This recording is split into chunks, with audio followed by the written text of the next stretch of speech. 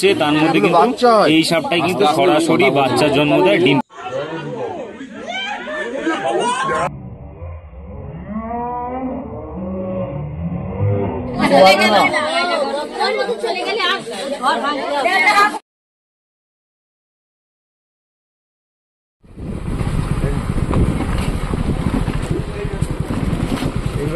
এখানে সব গাড়ি এখানে তুলো হবে, এখানে ঢুকে দাদা। আচ্ছা আচ্ছা, এখানে ঢুকে ওই পড়তে দেখো, ওই পড়তে দেখে বিড়ালে ধাপে ওই চলে গেছে।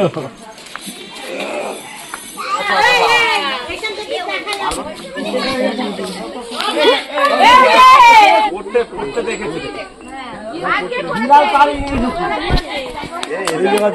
Hello everyone, welcome back to Reptopedia. আর আমি আপনাদের রেপ্টোপিডিয়া থেকে জয়দেব মজুমদার। আবার একটা ওয়াইল্ড লাইফ রেস্কিউ ভিডিও নিয়ে দেখা গেল। তো এই লোকেশনটা আমি জেনে আপনাদের বলছি। তো এখানে চলে এসেছি আমরা সাপ রেস্কিউ করতে। বিষধর সাপ কোনো কুয়োর মধ্যে পড়ে গেছে। বিড়াল সাপোজ ধাওয়া করেছিল কোনো বিড়াল, তাই তো? বিড়ালে তাড়া করেছিল আর সাপটা এসে কিন্তু এই কুয়োর মধ্যে পড়েছে। অনেকটা লম্বা কুয়ো রয়েছে এখানে, একদম নতুন কুয়ো, এর মধ্যে পড়ে গেছে বিষধর সাপ।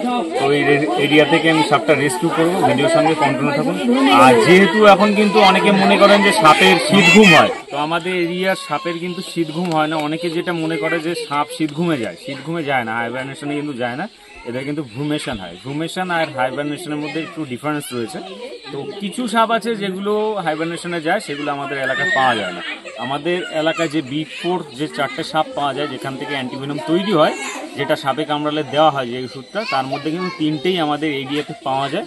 তো তার মধ্যেই কোনো একটা বিষধর সাপ কিন্তু এখানে রয়েছে। ভিডিওর সঙ্গে কন্টিনিউ থাকুন, দেখতে থাকুন কীভাবে রেস্কিউ করা হয়। তো দেখছেন এই কুয়োর মধ্যে কিন্তু সাপ রয়েছে, প্রকাণ্ড সাইজের সাপ। এখন বোঝা যাচ্ছে না কুয়োর মধ্যে রয়েছে, যেহেতু অনেকটা নিচে রয়েছে, প্রায় 10 ফুট নিচে রয়েছে কুয়োর। বিষধর সাপ চন্দ্রবোড়া বা রাসেলস ভাইপার কিন্তু রয়েছে। রাসেলস ভাইপারটা অনেকটাই নিচে রয়েছে, তো এই কারণে কিন্তু ছোট মনে হচ্ছে, কিন্তু প্রকাণ্ড বড় সাপ। চন্দ্রবোড়া, উলুবোড়া বিভিন্ন নামে চিনি। যে বিগ ফোর যেটা বললাম, বিগ ফোর ফ্যাক্টরের মধ্যে কিন্তু চন্দ্রবোড়া রয়েছে, যার সায়েন্টিফিক নেম রয়েছে কিন্তু ডাবোয়েরাসেলি।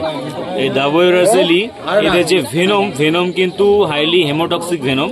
অন্যান্য সাপ যেগুলো পাওয়া যায় তার থেকে কিন্তু আলাদা, অনেক বড় সাপ এটা। আর এটা কিন্তু একটা ফিমেল, দেখেই বোঝা যাচ্ছে। মোটামুটি সাপ রেস্কিউ করতে করতে যেটুকু আইডিয়া হয়েছে, এটা ফিমেল রয়েছে, একটা ফিমেল রাসেলস ভাইপার, যেগুলো মেলের থেকে কিন্তু বড় হয়। এ কিন্তু আরো মোটা হবে, আর সম্ভবত সাপ প্রেগনেন্ট আছে এখন, কারণ এই কিছুদিন পরে 2-3 মাস পরেই কিন্তু এরা বাচ্চা দেবে। এরা সরাসরি বাচ্চার জন্ম দেয়, ডিম পাড়ে না এই সাপটা। আমাদের এরিয়ায় যত সাপ আছে তার মধ্যে কিন্তু এই সাপটাই কিন্তু সরাসরি বাচ্চার জন্ম দেয়, ডিম পাড়ে না। তো তুলবো, প্রচুর খতরনাক একটা সাপ। অন্যান্য সাপের সাথে থেকে ডিফেন্সিভ স্ট্র্যাটেজি অনেকটাই বেশি থাকে, এই কারণে কিন্তু খুব সাবধানে কাজ করতে হবে। এই জায়গাটার নাম কি আছে? মাটি কুমড়া। পাড়ার নাম কি? সর্দার পাড়া। এইখানে আগেও এসছি আমি, এই সাইডেও।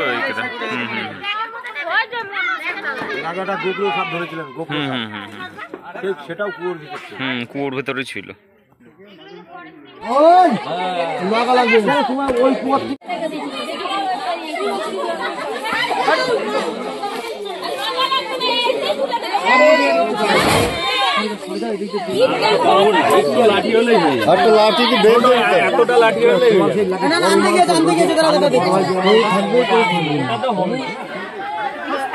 হ্যালো গাইস, দেখতেই পাচ্ছ এই যে আমরা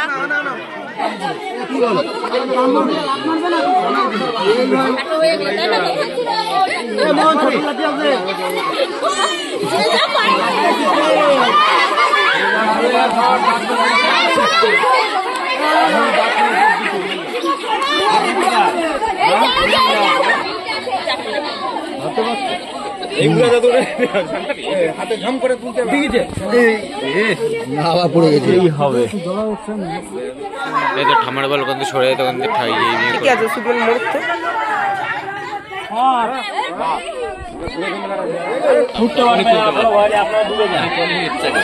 দূরে চলে যায়। ঠিক আছে, দেখবো তাছাড়া কিছু। তুলে নিয়ে সব করে দিল কাজ।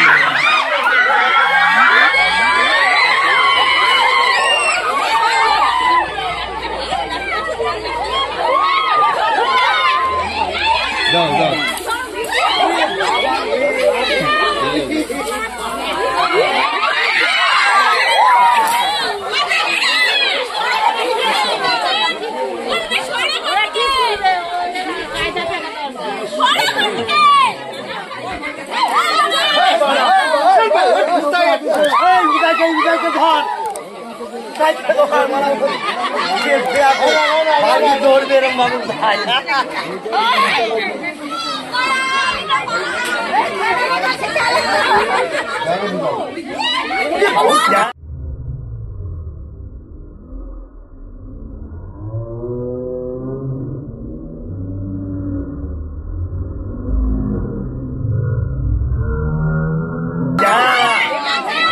দেখেছিস ভালো এবার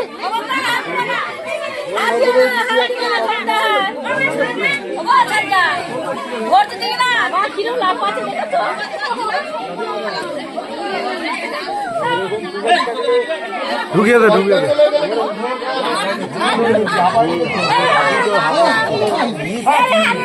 আপনি নিতে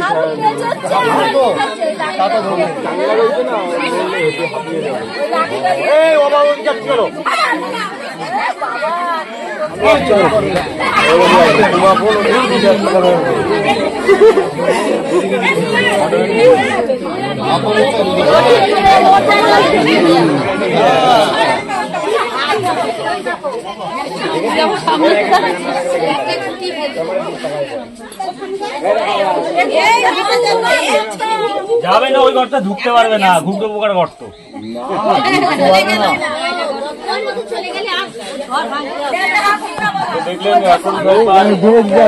করা হলো এটা, যেহেতু ঘুমের মধ্যে একটু ছিল তাই সেহেতু কিন্তু ক্লান্ত হয়ে গেছে, সাপটা টায়ার্ড আছে। যদি এরা জোরে ছুটতে পারে না কিন্তু খুব স্পিডে কিন্তু অ্যাটাক করতে পারে।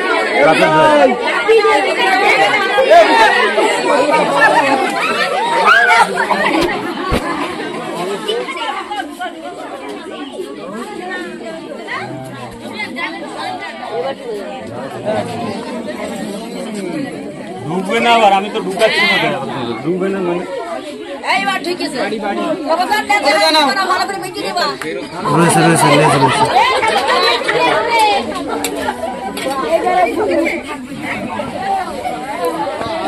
যে ব্যাগে যখন রাসেল ভাই ভরা হলো, এই ব্যাগও কিন্তু টাচ করা যাবে না, কারণ অনেক দাঁত বড় হয় রাসেল ভাইপারের। আমাদের এরিয়ায় যত রকম বিষধর সাপ পাওয়া যায় তার মধ্যে কিন্তু রাসেল ভাইপারের দাঁত অনেক।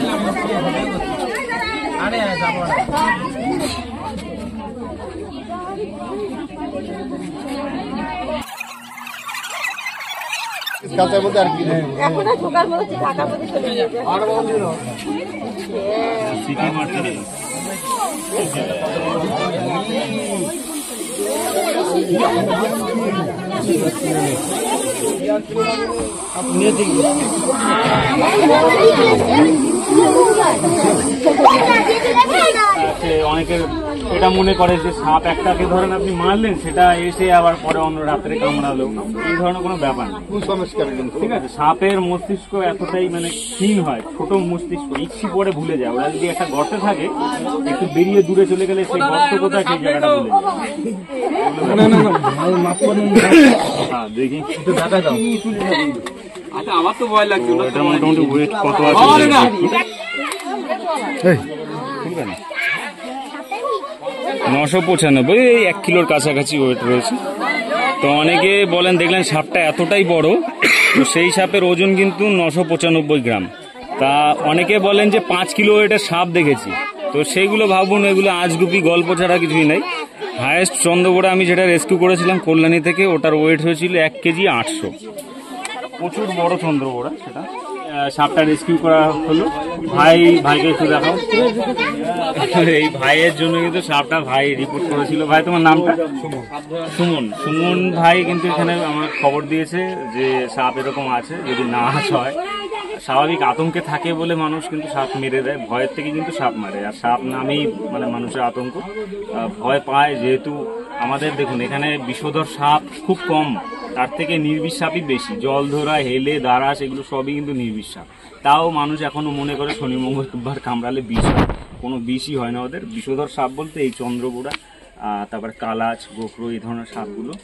টোটাল ওয়ার্ল্ডে প্রায় 3500 প্রজাতির সাপ আছে, তার মধ্যে খুব কম সংখ্যক সাপের কিন্তু বিষ আছে। প্রায় 8% সাপ বিষধর, তাদের কামড়ে সাপ মানুষ মারা যায়। তো এগুলো হয়। তো আমাদের কাজ, আমাদের ইনফরমেশন যদি ভালো লাগে লাইক, শেয়ার, কমেন্ট করে সাপোর্ট করবেন। চ্যানেল আস্তে আস্তে এগোচ্ছে আপনাদের জন্য, অনেক ভালোবাসা পাচ্ছি আপনাদের। তো অনেকই ধন্যবাদ। সাবস্ক্রাইব করে রাখবেন চ্যানেল ইনফরমেটিভ ভিডিও পাওয়ার জন্য, কারণ আমরা অ্যাওয়ারনেস সবসময় চালাই ভিডিওর মধ্যে, যাতে মানুষ কম পরিমাণে মারা যায় আর মানুষ সাপও যাতে কম মারে, এই কারণেই কিন্তু ভিডিওগুলো করি। তো দেখা হচ্ছে অন্য কোনো ভিডিও নিয়ে, ততক্ষণের জন্য বিদায় নিচ্ছি। সবাই ভালো থাকার চেষ্টা করবেন, ভালো থাকবেন। আর রাত্রে কিন্তু চলাফেরা যতই শীত পড়ে যাক তাও টর্চ কিন্তু রাস্তায় ইউজ করবেন।